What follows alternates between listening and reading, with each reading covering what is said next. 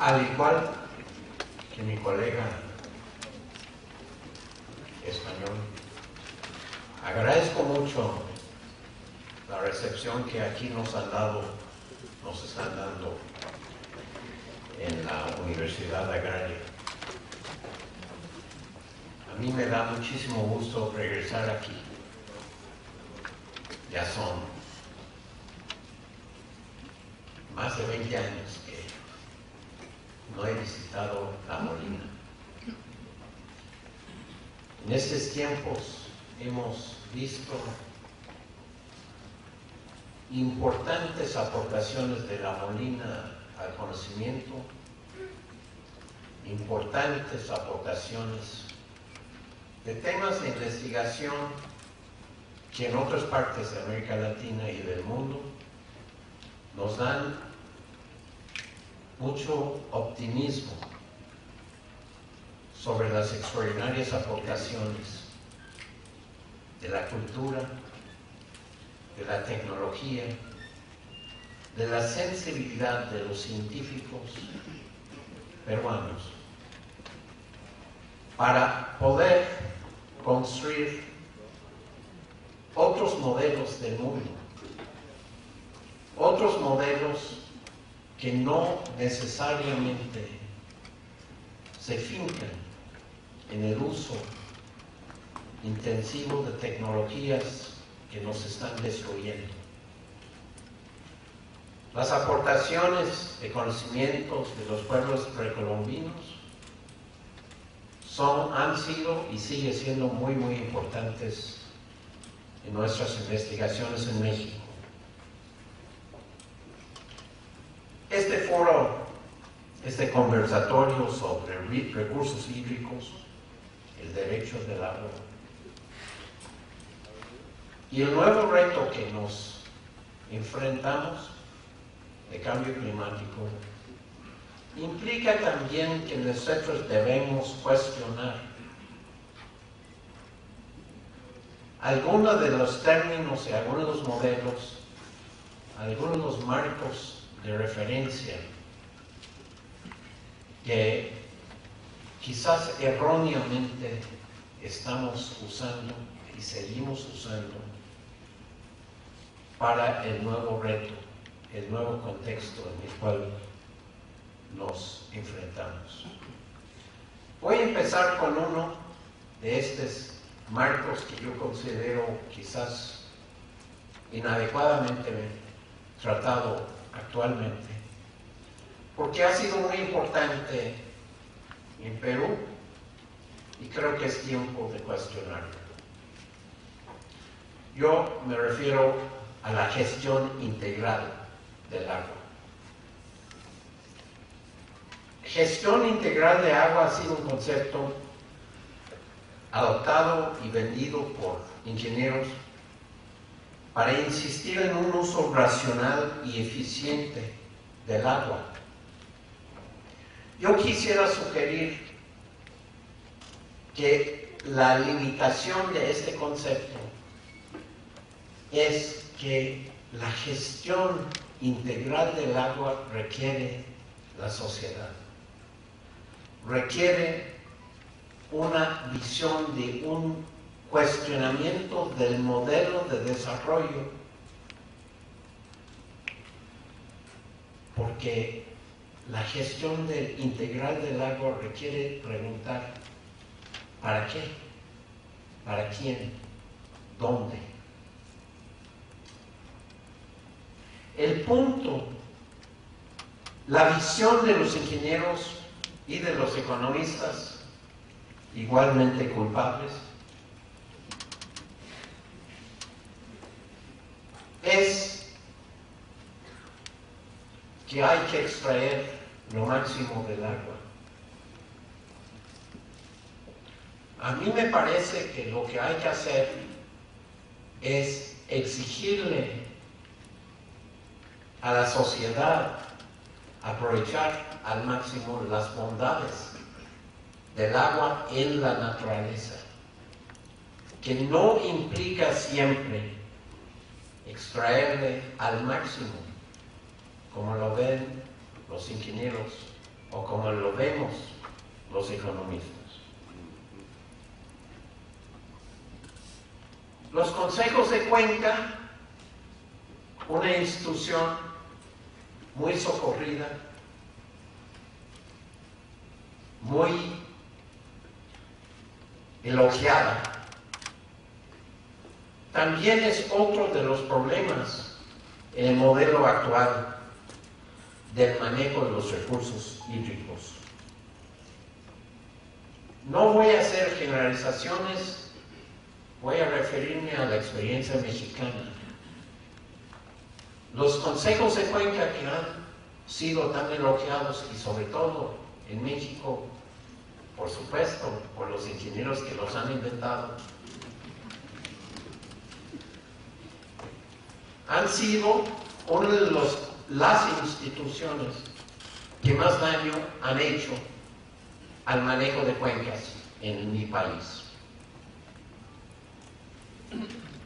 La descentralización que implica los consejos de cuenca es un problema porque la descentralización como un valor no pregunta para quién y cómo. En México la descentralización ha sido un instrumento de entregar poder, recursos, comodidad a la gente decente, la gente de centavos. Y quitarle a los campesinos, a las comunidades en las partes altas de las cuencas, producción, capacidad de injerencia, derechos. Y es muy claro, los consejos de cuenca son para manejar el agua para los que no la tienen, las de abajo. Los de arriba que les sobra, pues no necesitamos pedirles que ellos manejan, que nos dedicamos a ellos. Y ha sido entonces los consejos de cuenca una institución que ha dividido los de arriba de los de abajo. Históricamente los de arriba han sido colocados arriba por la infortunia de la historia. ¿Por qué? Porque fueron expulsados de los ricos valles en tiempos precolombinos y en tiempos de la colonia. Las indígenas, los pueblos indígenas, ahí están, no porque siempre han estado allá.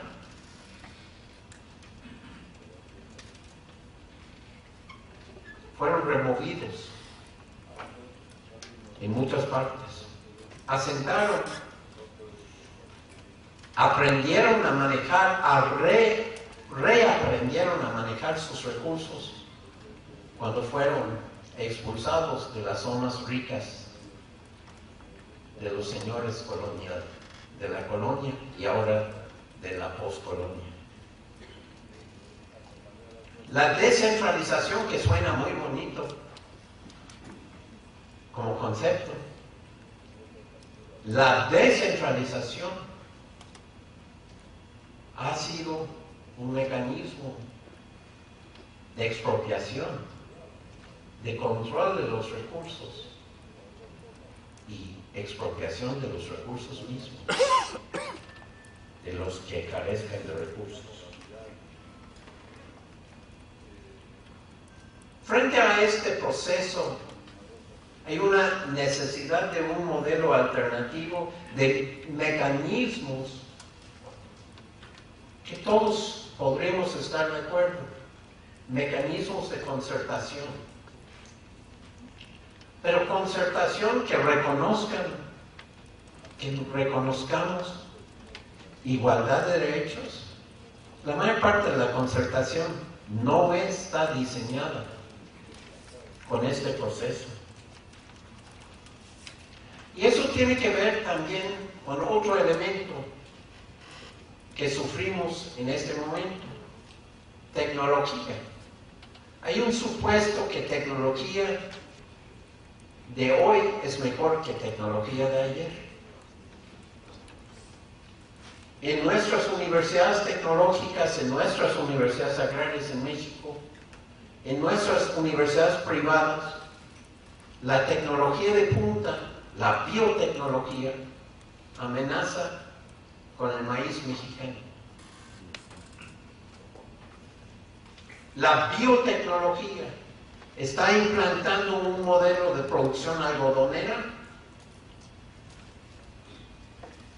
que está llevando a los amos de este ciclo a decir que los algodones nativos son un peligro porque introduzcan colores en la producción del algodón blanco, como si los colores de los algodones nativos fueran una desventaja en vez de una herencia orgullosa. El modelo tecnológico de hoy es un modelo intensivo en uso de capital y como consecuencia es un modelo que desplaza a las necesidades de la participación de la mano de obra. Junto con él, este modelo está amenazando con procesos de contaminación. Contaminación de los trabajadores en el campo y contaminación en los acuíferos y en los suelos. Somos capaces de reclamar y aprender y enriquecer las tecnologías de antaño. Yo empecé agradeciendo a La Molina precisamente porque hay algunas líneas de investigación aquí que están haciendo exactamente eso, aprovechando y trayendo al día las extraordinarias tecnologías de antaño. Y nosotros en México seguimos estas investigaciones con mucho interés. Y quisiéramos profundizar nuestros intercambios en los que están examinando cómo aprovechar, cómo convivir con la biodiversidad que existe en las distintas regiones peruanas y cómo nos puede ayudar a entender y manejar nuestros propios ecosistemas.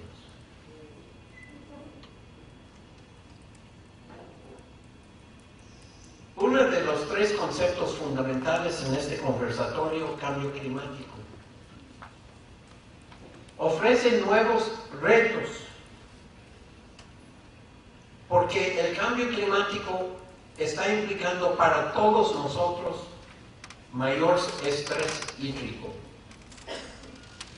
Algunos por escasez y otros por excesos. Inevitablemente, el cambio climático, por los dos extremos, está implicando conflictos, nuevos conflictos ambientales, una agudización. La intensificación de estos conflictos ha sido traducido en la literatura internacional con dichos alarmistas como las guerras del siglo XXI van a ser para el agua. Yo temo que el problema de los conflictos ambientales provocados por el agua no van a ser guerras entre países, sino conflictos que van a proveer, a expropiar el agua de los pobres a beneficio de los ricos con el uso del poder del Estado. De hecho, este es el asunto que nos trae aquí a Perú en este momento como parte de esta misión de observación de que les habló Pedro Arrojo. ¿Cómo resolver estos problemas de una manera satisfactoria? yo quisiera sugerir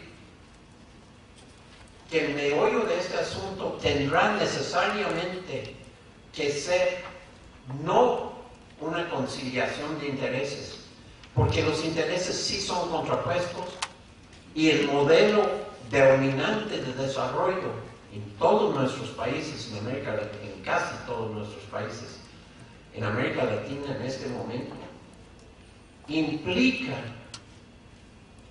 exclusión. El modelo en todos nuestros países de inversión extranjera directa, el modelo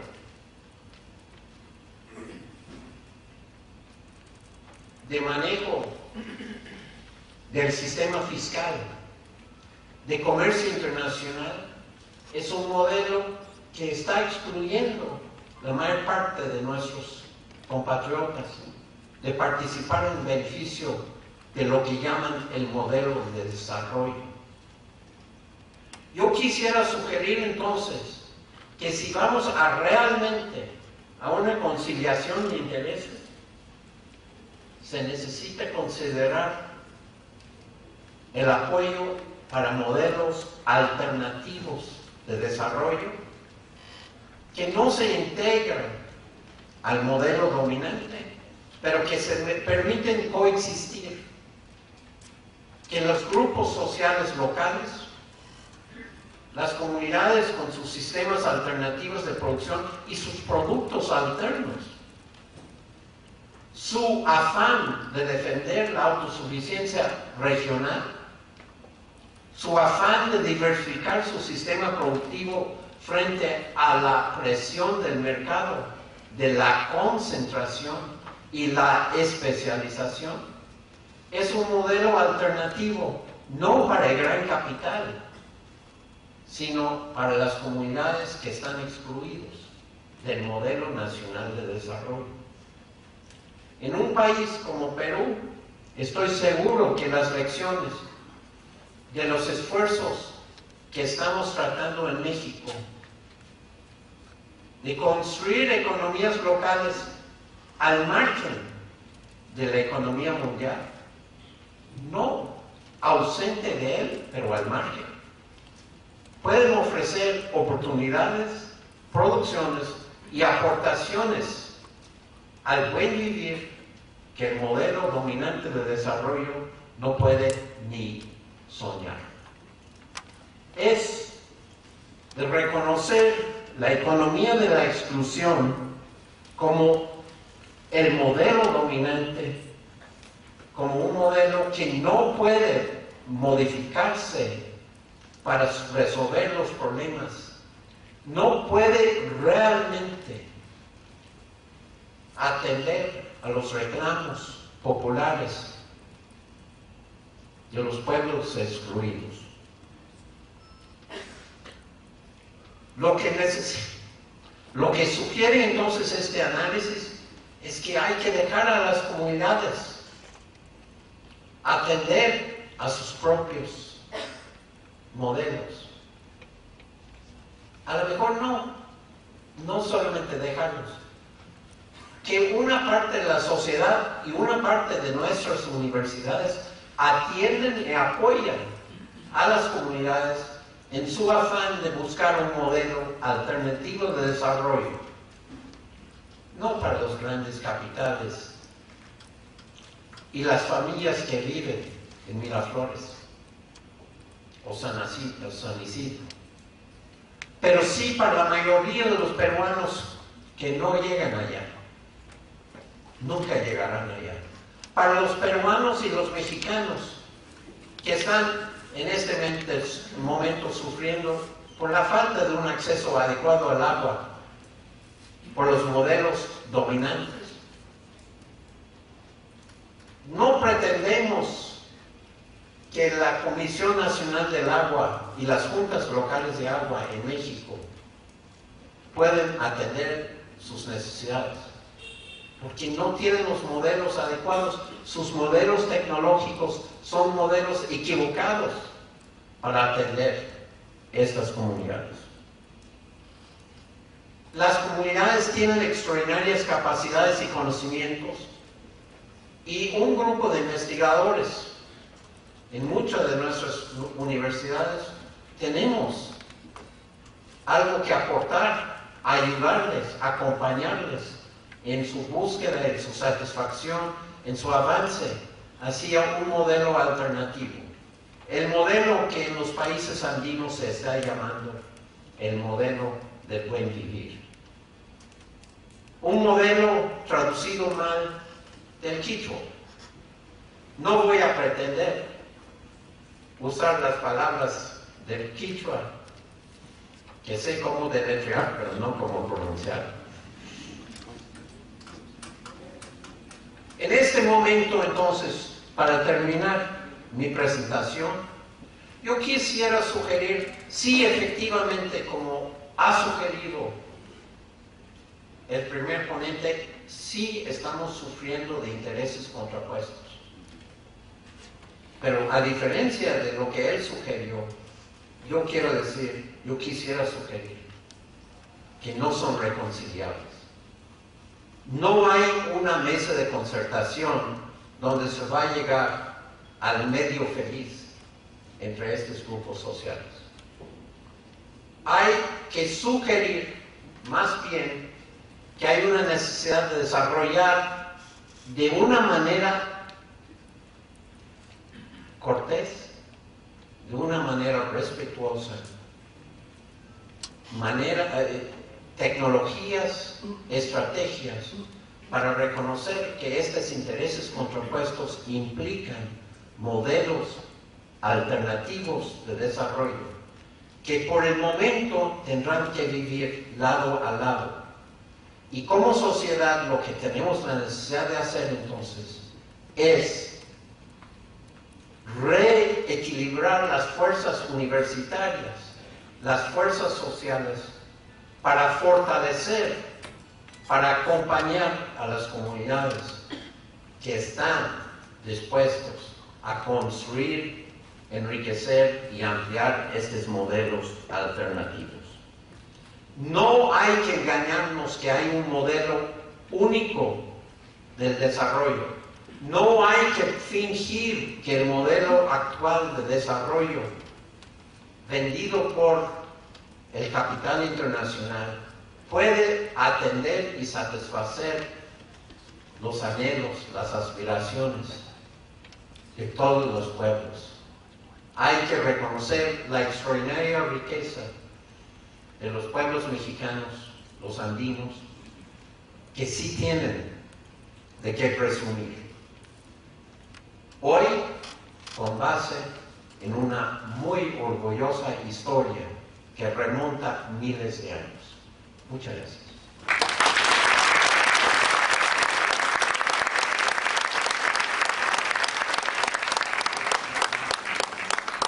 Gracias al doctor David Martín. Ahora sí, sus preguntas, pero antes de hacer sus preguntas, vayan empezando sus preguntas, le van a pasar un papelito, Esteli y Laura, que están justamente atrás, le van a pasar un papelito para que hagan sus preguntas. Pero antes de eso, tenemos las palabras del decano de Ingeniería Agrícola, que nos va a dar unas palabritas de agradecimiento. Es el ingeniero Miguel Sánchez.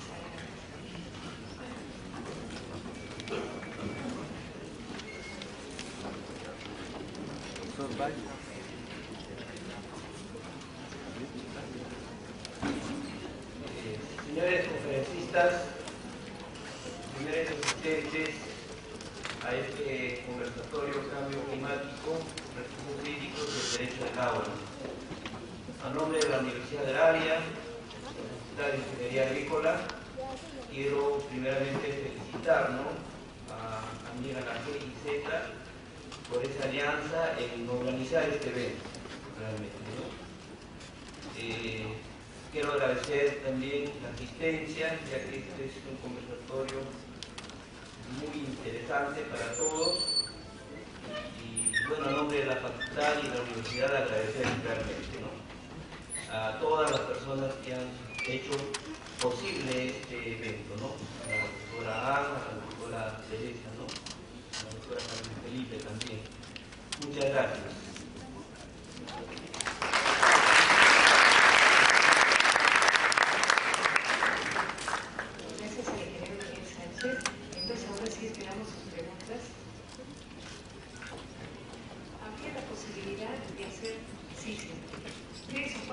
intervenciones breves, aparte de las preguntas escritas. Sí, sí. Pero muy breve, por favor. Sí. Si alguien más quiere, son tres. ¿Ya? ¿Vos?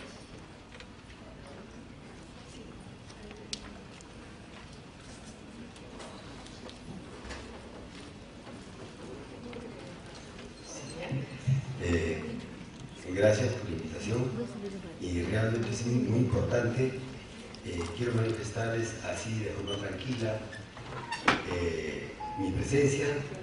Soy coordinador nacional de la Marcha por el Agua, que hemos llegado desde las lagunas de Mamacocha, de Cajamarca, a Lima, precisamente para sintetizar esas necesidades que tienen nuestras comunidades que vienen siendo agredidas permanentemente por no considerar este prioritario modo de vivir de las comunidades, y que a medida que ha pasado el tiempo se ha ido agravando hasta empezarse ahora, como se está expresando, prácticamente con despojos deliberados por parte de instituciones como las grandes corporaciones mineras, y sin afán de hacer política ni otro comentario, digamos, que desequilibra a este conversatorio, simplemente a manera de reflexión. Quisiéramos que realmente las autoridades y los profesionales, como esta universidad que sí conozco como especialistas en Huasmín, en Sorochuco, de la INIA, vienen preocupándose por mejorar la producción, por ejemplo, de la papa, del maíz y otros productos, y también están inquietos en ver cómo el agua viene siendo contaminado y viene siendo derivado a otros intereses. Solamente eso.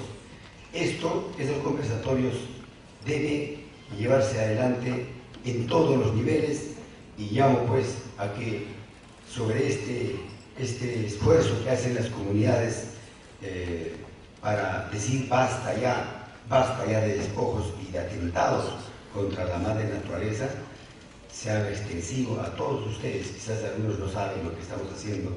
María Elena sabe, una compañera de estudios, que somos universitarios, somos profesionales, preocupadísimos por lo que está pasando en las comunidades. Soy hijo comunero, mi padre ha sido un labrador extraordinario que nos daba maravillas de la tierra, y no va a permitir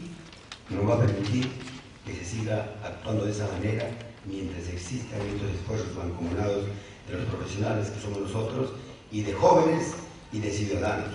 Muchas gracias. Por favor, muchas gracias. Muchas gracias.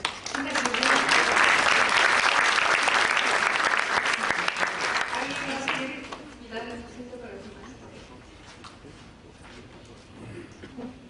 Buenas tardes. Brevemente, sí. A los ponentes les manifiesto que tengo aquí en mi poder la Ley de Recursos Hídricos de nuestro país. A los amigos de México y de España, no sé si han leído el artículo 24 y el 18, en donde habla claramente de la creación de los consejos de recursos hídricos de la ONU. Mis queridos amigos, Perú ha sido declarado un país emergente. Quiero empezar con esto manifestando que la inversión que necesita nuestro país para salir del subdesarrollo es invertir en grandes proyectos. Y uno de esos grandes proyectos son los proyectos mineros, pero con responsabilidad.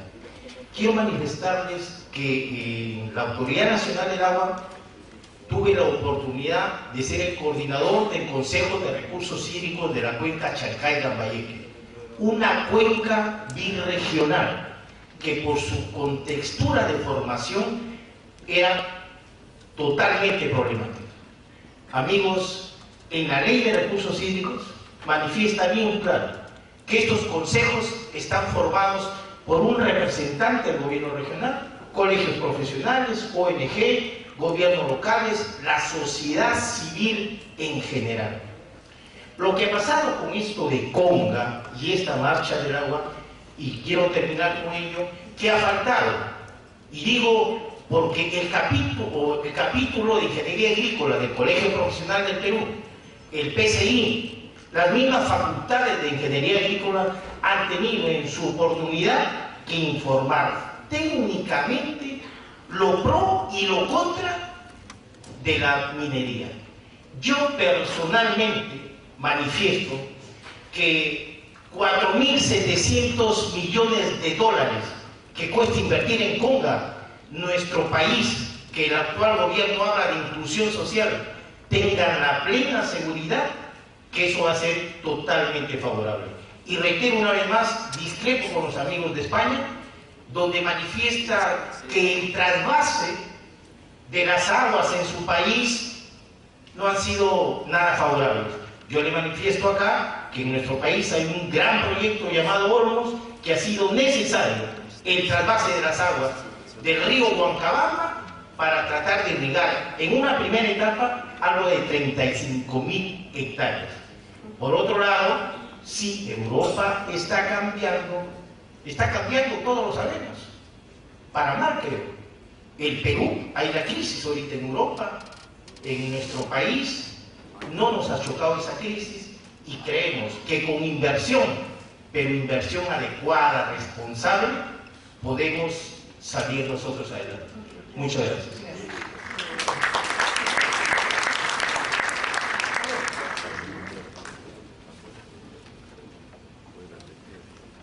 Muy buenas tardes, señores autoridades de la Universidad La Agraria La Molina, señores panelistas, ciudadanos todos. Definitivamente el tema del agua es un tema que nos unifica a todos, a pesar de que podamos tener discrepancias y formas de pensar distintas. Les voy a trasladar más que todo una pequeña reflexión sobre una problemática que está relacionada definitivamente al tema del agua, pero que no solamente se viene dando en provincias, sino en Lima. A tan solo 30 minutos de Lima, estamos justamente frente a uno de los valles más cercanos, como es el Valle del Lurín, integrado por más de 10 distritos desde su cuenca alta hasta su cuenca baja. Especialmente en la cuenca baja, venimos siendo prácticamente amenazados por diferentes situaciones problemáticas que han convertido que este hermoso valle, donde nosotros tenemos un patrimonio natural y cultural privilegiado, donde tenemos al Santuario Arqueológico de Pachacama como un ícono de nuestra cultura, lamentablemente se viene amenazado por una serie de cambios y de un crecimiento y un expansionismo al sur que lamentablemente está depredando todos nuestros recursos.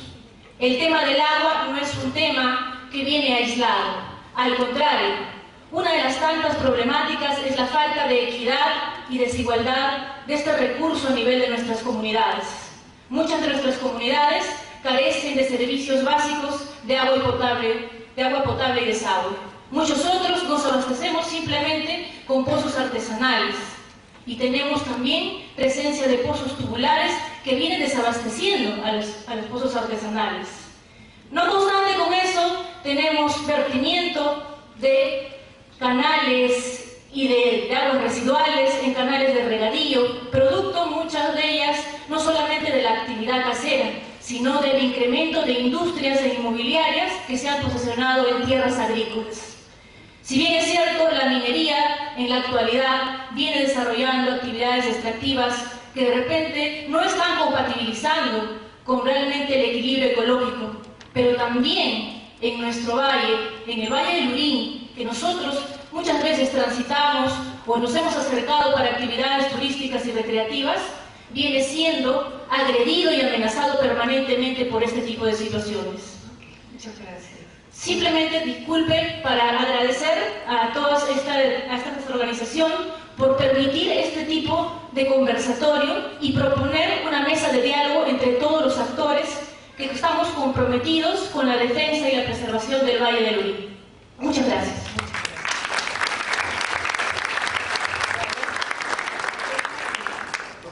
Por favor, bien restringido, gracias.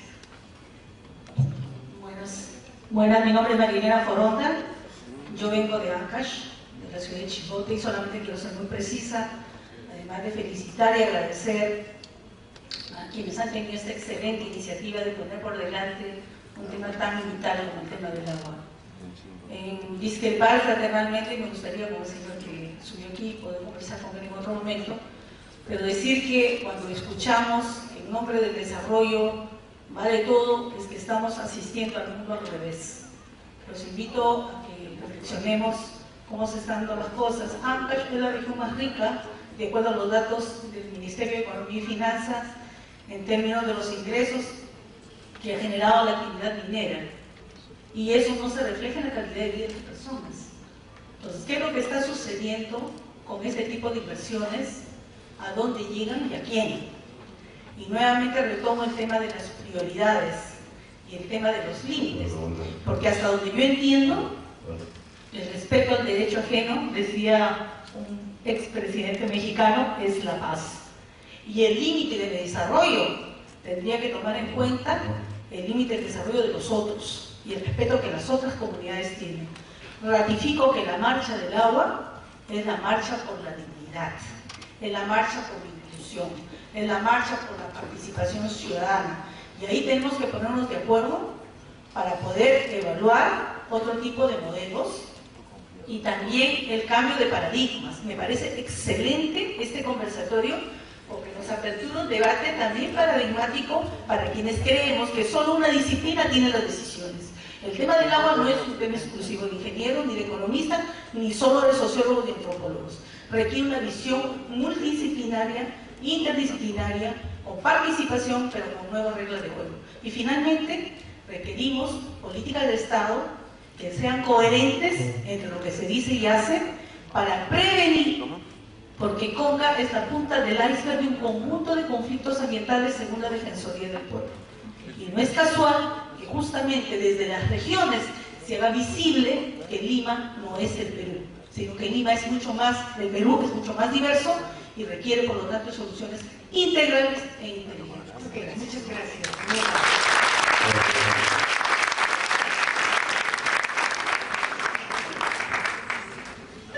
Ya, esto nos ha permitido que todos los ponentes estén ya tratando de dar las respuestas. Entonces, con ustedes comenzamos por orden según las exposiciones, con el doctor Axel Loyani.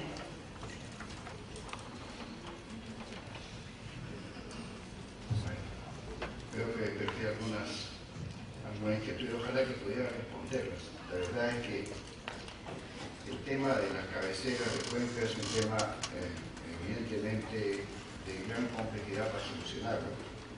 Y además porque tiene como varias aristas. La primera, evidentemente, es lo que han mencionado todos, es la falta de respeto hacia la población local. Ese es un tema que tiene que ver no con el ecosistema ni con la disponibilidad del agua, sino simplemente con algo que ha pasado en el país, que se ha tomado la zona andina simplemente como si fuera un planeta.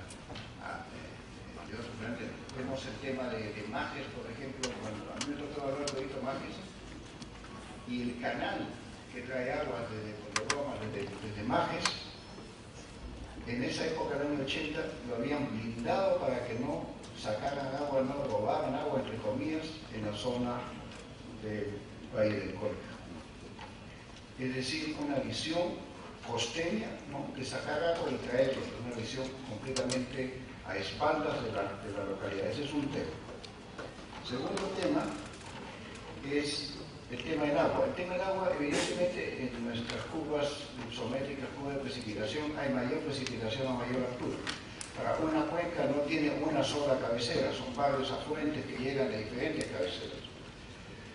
Acá es un dilema muy complicado, porque lo primero es lo que nos dijo Pedro, de lo que está en la Directiva Marco Europea, no se debe a perjudicar la biodiversidad, nuestra capacidad de reproducción, que es lo que nos va a permitir perpetuarnos como seres humanos. Entonces, acá hay un problema. Si la minería que se hace en la zona alta montaña beneficiaría mucho más a las poblaciones y uno pudiera tener la certeza de que en el cierre de minas uno pudiera reacondicionar el medio, evidentemente uno podría tener una negociación con el medio ambiente, primero, no con la empresa minera, sino cómo negociar con el medio ambiente para que el medio ambiente no nos nos abandone. No nos diga, señores, saben ustedes que ya hemos muerto como medio ambiente. ¿Qué podemos hacer? Entonces, ahí hay que dimensionar mucho el efecto que pueda causar. La gente interpreta, hay un tema de volúmenes de agua, de retención de agua, que muchas veces las empresas mineras lo reducen a eso, un volumen de agua, y ven el volumen de agua superficial. Esos son estudios de impacto ambiental incompletos, tergiversados. No puede ser de que uno pueda modificar una laguna natural y decir después que poner una laguna en gran altura y considerar que eso es lo mismo y bombear agua a esa laguna. O sea, no tiene ninguna lógica. Ahora, que interviene y altera, todo altera. Nosotros, ¿qué cosa hemos hecho en Lima? Hemos alterado todo el valle, hemos alterado, cada vez que entramos y construimos una carretera, alteramos por todos lados, hemos alterado. O sea, no solamente en la zona minera. El tema es cuál es el límite, como decía yo, cuál es el trueque. Si más encima, en una zona alta montaña, se interviene y lo único que se deja después son pasivos ambientales y la gente en el mismo nivel de pobreza, evidentemente vamos muy mal. Si pudiéramos hacer lo que dice David, y eso es esencial, de poder combinar los dos estilos de desarrollo para que los dos se respeten mutuamente, es esencial. La biodiversidad que mantienen las culturas altoandinas es fundamental. Pero por otro lado, si no tenemos también acceso a la minería, tampoco tendríamos recursos económicos para poder hacer una cantidad de obras que se necesitan urgente.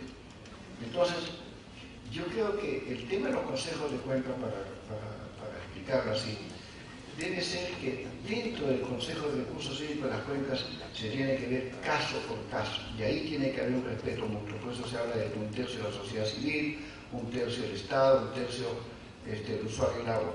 Pero más importante aún que el Consejo, yo les garantizo que los consejos de recursos hídricos del Perú van a desaparecer en menos de un año, si es que no le ponen el equipo técnico de apoyo.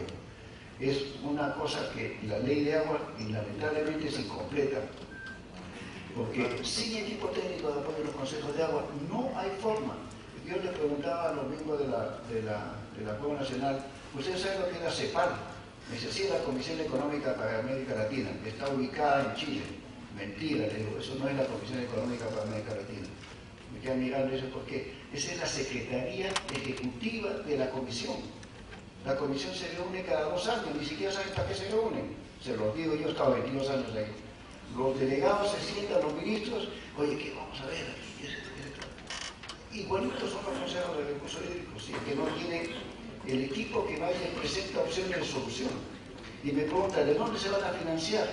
Bueno, en el estado de Florida se paga el 0,7 por mil del valor de tasación de propiedad. Todo el mundo paga. ¿Cuál ha sido el gran error de la gestión de agua en el Perú?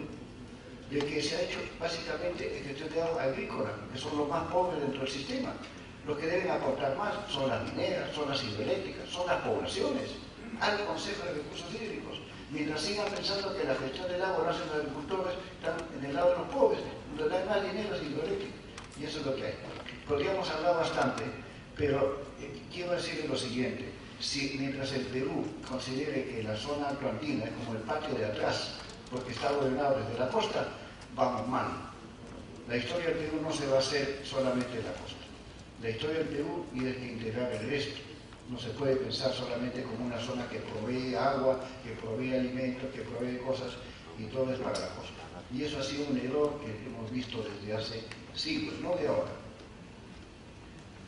Yo voy a dejarlo acá porque realmente no se puede seguir tanto, y acá todas las preguntas tienen toda la razón. ¿Cómo vamos a hacer para conciliarlo? Cada cuenca va a tener que ser así. No todas las cuencas tienen la parte alta así, con ese volumen de agua nacional. Hay otras que no la tienen.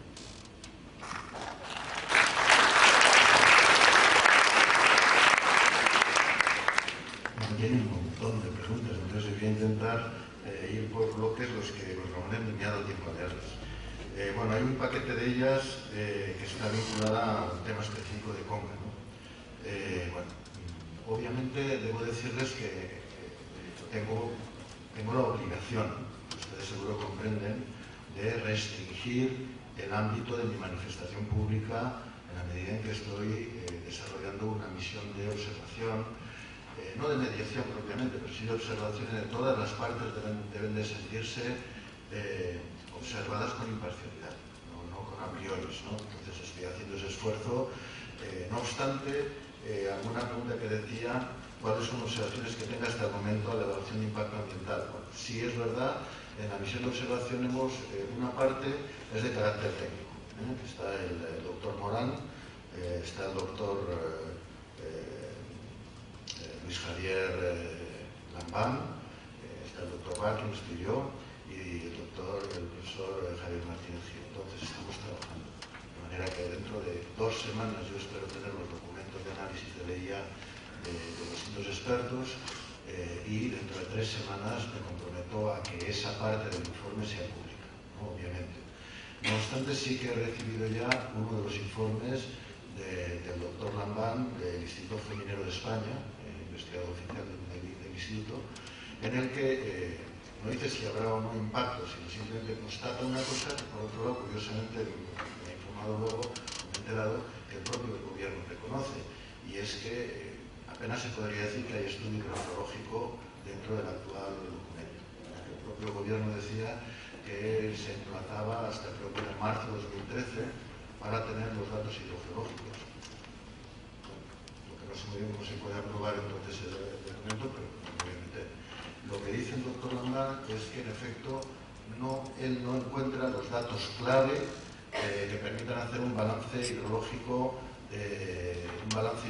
del sistema, en donde haya datos suficientes de aforo superficial, zonas de recarga, estimaciones de recarga, descargas particularmente. Está reconocido a través de los mapas que en efecto las lagunas edofedales son zonas de descarga, pero no está cuantificada la descarga, y lo que menos está es cuantificada la descarga sobre los ríos. De manera que luego lo que hay, los datos de aforos son insuficientes en el tiempo y sobre todo insuficientes porque solo algunos de los ríos están aforados y últimamente. Entonces, por así decir, lo que dice, y eso está ya disponible en la web, en el resumen de este informe, ya lo sacamos ayer en el blog, con el cual vamos abriendo la ventana al público para seguir un poco nuestra labor, y seguiremos colgando pues, los materiales según vayamos teniendo pues, una observación madura, por así decirlo. Se me pregunta un poco dónde puede haber impactos en este tipo de minería. Bueno, eso sí que está establecido claramente a nivel internacional, más allá de lo que pase o no pase en Conca. El problema de la gran minería a cielo abierto, yo recuerdo estuve hace un poco en un congreso mundial que discutía esto en la Universidad de San Juan, en donde estuvieron todos, fueron invitadas las instituciones mineras, el gobierno, profesores, investigadores, y me invitaba a mí a cerrar, a clausurar aquel evento, cosa que no debería haber hecho porque yo no soy un experto en esa materia. Nos empeñaron, porque entonces estuve tragándome todas las ponencias para poder hacer una clausura como Dios manda, ¿no? Y lo que era evidente y era consensuado era, primero, y fíjense que esto a mí me produce un cierto escalofrío, aunque hablemos de oro, porque es un símbolo de lo que estamos haciendo en el planeta. Había una clave que decía, ya no quedan vetas de oro en el planeta, tal vez en Antártida. Y eso es muy tremendo, es decir, ya tocamos los límites del planeta, en particular en lo del oro, también en otras cosas, cambio climático y tal. Y por tanto se pasa a explotar con una tecnología de cielo abierto que supone un impacto sobre el propio territorio de notabilísima envergadura. Por ahí vienen obviamente impactos ambientales, no hay más que ver el paisaje. Pero sobre todo si se afectan acuíferos, es decir, lo que no se ve, entonces está afectando a la capacidad del territorio para regular caudales fluviales. Y eso ya sí es mucho más grave. Las lagunas, lo mismo, los humedales, no digo ya en el Pirineo, por ejemplo, pues son importantísimas las turberas de cabecera, porque son esponjas orgánicas que almacenan agua y que luego las sueltan paulatinamente. Entonces este tipo vamos a decir, de elementos del sistema natural son de una importancia enorme. En la medida en que en una u otra explotación sean afectados, pues eso se suele valorar como impacto serio, significativo.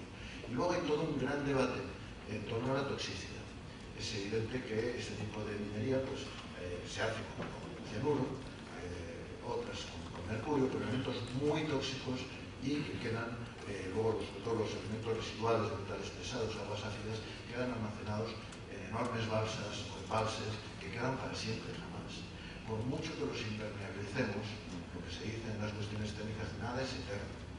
Y por tanto, las posibilidades luego ya son mejores o peores según el cuidado que se haya tenido en ese tipo de instalaciones, pero lo que es imposible afirmar es que eso no va a tener impactos, que no va a tener lixiviados, que no va a tener filtraciones dentro de X años, ¿no? De manera que entramos en un conflicto de medio, largo y muy largo plazo, y más si estamos en zonas sísmicas, donde los riesgos aumentan, o en zonas en donde lluvias intensas puedan eventualmente producir desbordes. Eso hay que estudiar en cada lugar. Pero por ahí vienen los otros temores que en muchos casos se certifican, no digo ya en Conga, en concreto no quiero entrar ahí, pero en muchos casos se están certificando con estudios epidemiológicos, con porcentajes de cánceres, con porcentajes de afecciones, de dermatitis, etcétera, etcétera, ¿no?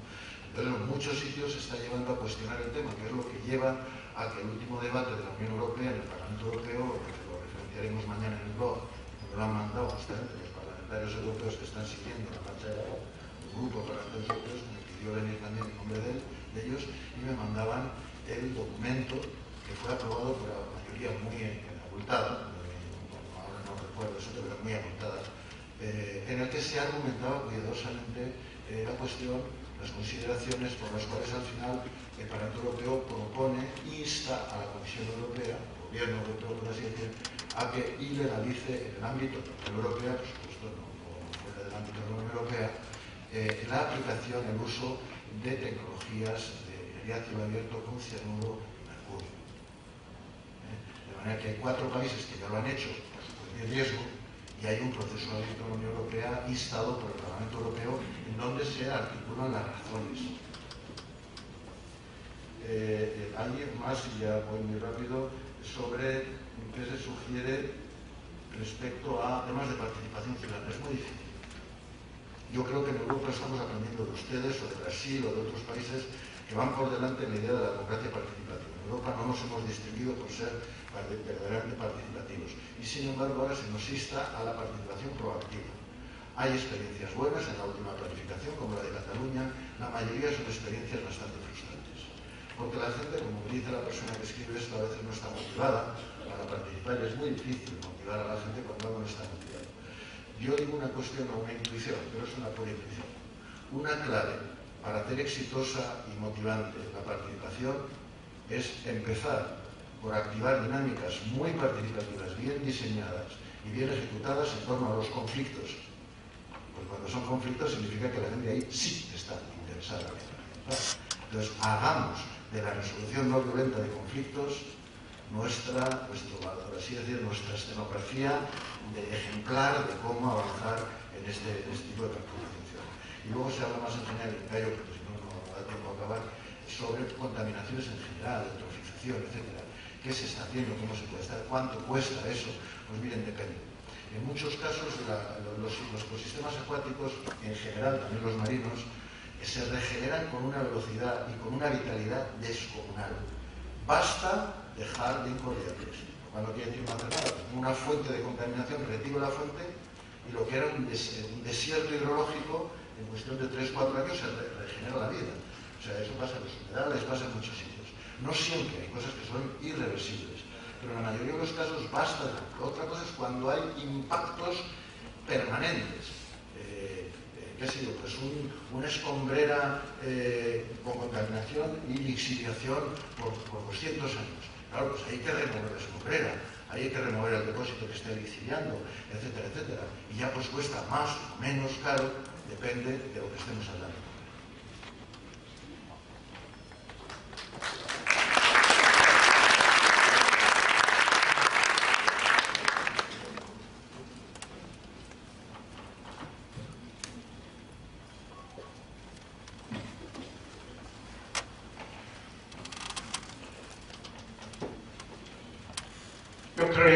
Yo creo que sería presuntuoso de mi parte tratar de contestar la mayor parte de las preguntas que me hicieron, que era de explicar el modelo del buen vivir que yo estaba mencionando durante mi presentación.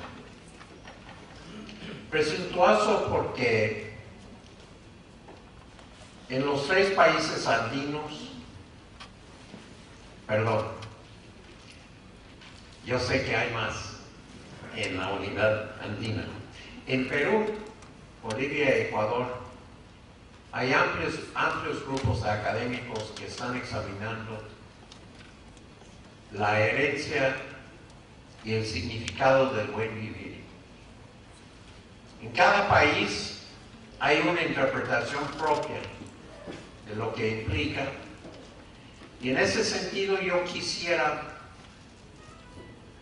realmente instarles a explorar las interpretaciones. Algunos de ustedes sabrán que el concepto ha sido introducido en las constituciones de Bolivia y Ecuador. En su versión, sí, según entiendo, y voy a contradecirme a mí mismo, en sus versiones quichua, el sumac causai, espero que más o menos aparente como se pronuncia, es una visión que plantea una distinta organización social para atender la dependencia mutua entre las exigencias de los bioecosistemas y los sistemas sociales. La idea de que se puede históricamente o en la actualidad separar lo que requiere la sociedad de lo que requiere el ecosistema es absurda. Y sin embargo, aquellos de mis colegas que siguen insistiendo en estudiar economía pretenden en su gran mayoría hacer caso omiso de los ecosistemas. Me preguntan si el pluralismo jurídico que está implícito en lo que yo les estaba planteando podría realmente desarrollarse, elaborarse en la actualidad. Pues de hecho se hace. De hecho se hace en la medida en que se permiten a las comunidades distintos grados de autonomía en su gobernación. Nosotros tuvimos el privilegio hace 3 días de ver un ejemplo realmente extraordinario de esto, cuando representantes de las rondas campesinas del norte del país nos explicaron su cometido de asegurar la no violencia de la marcha que estamos todos atestiguando de una manera u otra hoy en Lima. Las rondas campesinas es una institución que ellos dicen tiene antecedentes de 35 años. Ellos dijeron eso en su explicación. Sin embargo, como académico, conocedor de gente que conocen algo de la historia de Perú, yo sé que el equivalente de las rondas campesinas remonta a miles de años. Todas estas instituciones tendrán que tener su propia actualización. Una de las grandes aportaciones del respeto a la tradición es el hecho de que hay que innovar para fortalecer la tradición. La tradición muere si no es un proceso dinámico. Y lo estamos viendo en las conversaciones que tuvimos con algunos de los grupos reunidos en el pueblo de Barranca el día martes. ¿Qué implicaría en términos productivos? ¿Qué implicaría en términos de gestión de ecosistemas? ¿Qué implicaría en términos de la gestión del agua? Estas son las preguntas claves. Lo que a mí me parece muy, muy importante es entender que no debemos engañarnos en creer que puede haber un acuerdo ganar-ganar sobre la base de no reconocer las profundas diferencias en intereses, profundas diferencias en puntos de vista de cuál es hasta el objetivo de la vida misma.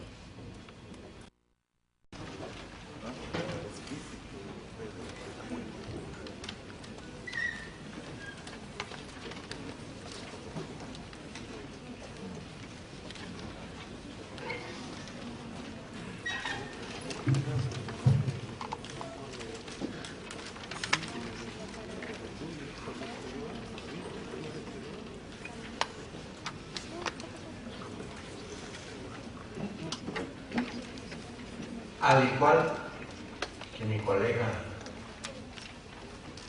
español, agradezco mucho la recepción que aquí nos están dando en la Universidad Agraria. A mí me da muchísimo gusto regresar aquí. Ya son más de 20 años que no he visitado La Molina. En estos tiempos hemos visto importantes aportaciones de La Molina al conocimiento, importantes aportaciones de temas de investigación que en otras partes de América Latina y del mundo nos dan mucho optimismo sobre las extraordinarias aportaciones de la cultura, de la tecnología, de la sensibilidad de los científicos peruanos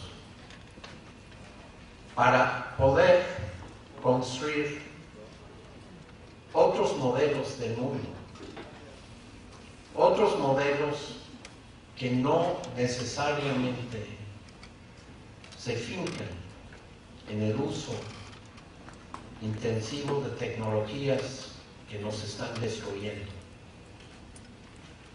Las aportaciones de conocimientos de los pueblos precolombinos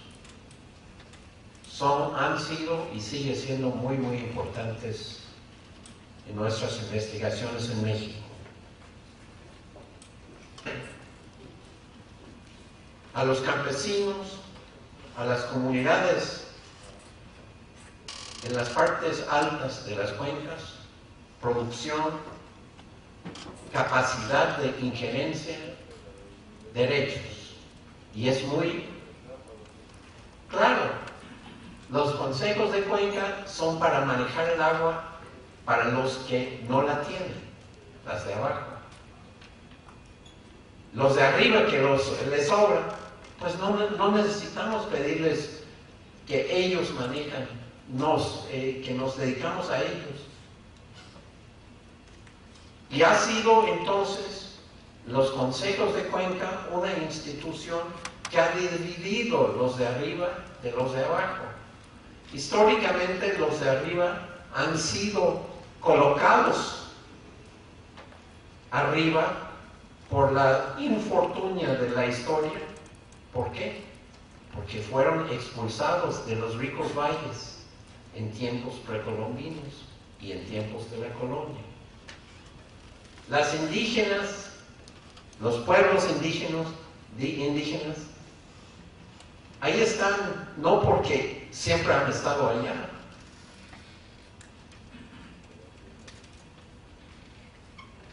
Fueron removidos en muchas partes. Asentaron,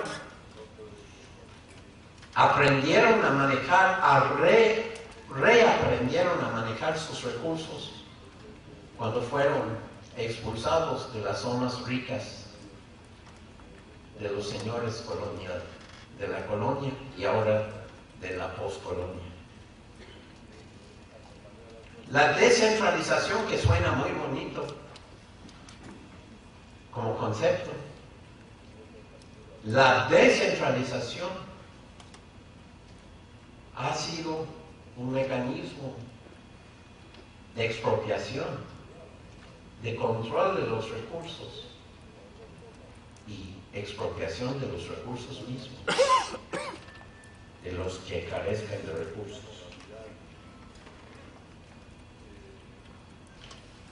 Este foro, este conversatorio sobre recursos hídricos, el derecho del agua y el nuevo reto que nos enfrentamos de cambio climático, implica también que nosotros debemos cuestionar algunos de los términos y algunos de los modelos, algunos de los marcos de referencia que quizás erróneamente estamos usando y seguimos usando para el nuevo reto, el nuevo contexto en el cual nos enfrentamos.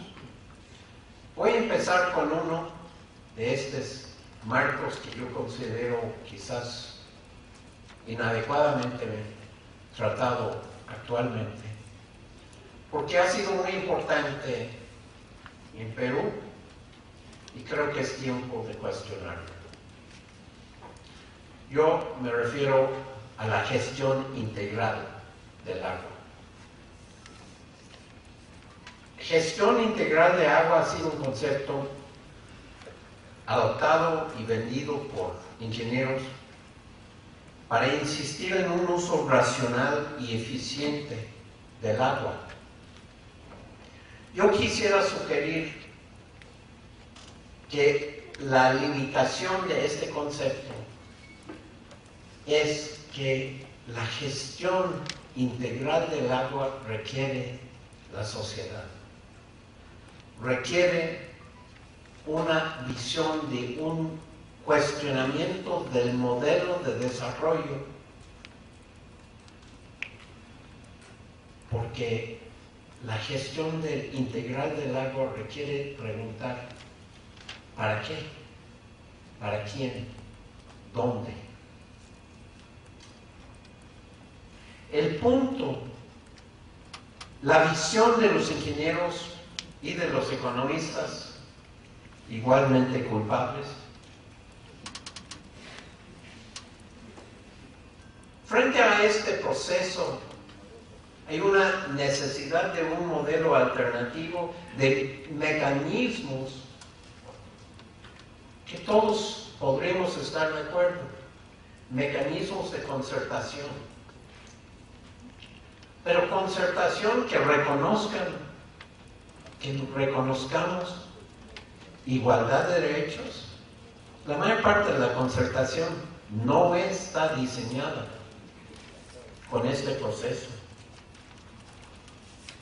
Y eso tiene que ver también con otro elemento que sufrimos en este momento, tecnología. Hay un supuesto que tecnología de hoy es mejor que tecnología de ayer. En nuestras universidades tecnológicas, en nuestras universidades agrarias en México, en nuestras universidades privadas, la tecnología de punta, la biotecnología, amenaza con el maíz mexicano. La biotecnología está implantando un modelo de producción algodonera que está llevando a los amos de este ciclo a decir que los algodones nativos son un peligro porque introduzcan colores en la producción del algodón blanco, como si los colores de los algodones nativos fueran una desventaja en vez de una herencia orgullosa. El modelo tecnológico de hoy es un modelo intensivo en uso de capital y como consecuencia es un modelo que desplaza a las necesidades de la participación de la mano de obra. Junto con él, este modelo está amenazando con procesos de contaminación. Contaminación de los trabajadores en el campo y contaminación es que hay que extraer lo máximo del agua. A mí me parece que lo que hay que hacer es exigirle a la sociedad aprovechar al máximo las bondades del agua en la naturaleza, que no implica siempre extraerle al máximo, como lo ven los ingenieros o como lo vemos los economistas. Los consejos de cuenca, una institución muy socorrida, muy elogiada, también es otro de los problemas en el modelo actual del manejo de los recursos hídricos. No voy a hacer generalizaciones, voy a referirme a la experiencia mexicana. Los consejos de cuenca que han sido tan elogiados y sobre todo en México, por supuesto, por los ingenieros que los han inventado, han sido una de las instituciones que más daño han hecho al manejo de cuencas en mi país. La descentralización que implica los consejos de cuenca es un problema porque la descentralización como un valor no pregunta para quién y cómo. En México la descentralización ha sido un instrumento de entregar poder, recursos, comodidad a la gente decente, la gente de centavos. Y quitarle